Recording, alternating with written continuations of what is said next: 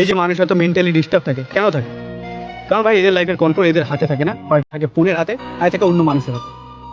Example, কম বয়সে বাবুর সঙ্গে পটিয়ে নিয়েছে, এবং বাবুকে এসএমএস করেছে, বুঝতে পারছি না বাবু সিন করেছে কি না করেছে, তো বারবার রিফ্রেশ হয়ে যাচ্ছে। কারণ বাবু আবার রাগ করে গেলে তারপর রাগ ভাঙাতে গিয়ে আলাদা মাথা ব্যথা। তারপর হচ্ছে ফোন, দরকার না থাকলে ফোনে যদি হাত দিস তাহলে ভাববি এটা একটা রোগের মতো। দরকার আছে ফোনে হাত দিয়ে মানে দরকার নেই, 10 জায়গায় ফোনে হাত দিচ্ছিস, সেদিকে যদি স্ক্রোল করছিস, ভাববি ফোন তোকে কন্ট্রোল করছে। সলিউশন বলি, নিজের জন্য একটা রুটিন বান, যে আমি এই টাইমে উঠবো, 5 মিনিট নিজের সাথে কথা বলবো যে আজকে পুরো দিনটা কেমন বা কেমন হবে। তারপর স্কুলে যা, কাজে যা, এসে 10 মিনিট এক্সারসাইজ কর। তারপর একটা পার্টিকুলার টাইম চুজ কর যে এই টাইমে আমি মন খুশে পড়ি। এবার এই রুটিনটা যদি তুই পালন করতে পারিস, দেখবি তোর লাইফে আলাদাই একটা ম্যাজিক কাজ করবে, আর মনও ভালো থাকবে। কেন? কারণ তুই তোর লাইফকে এখন কন্ট্রোল করছিস। Speak like a monster.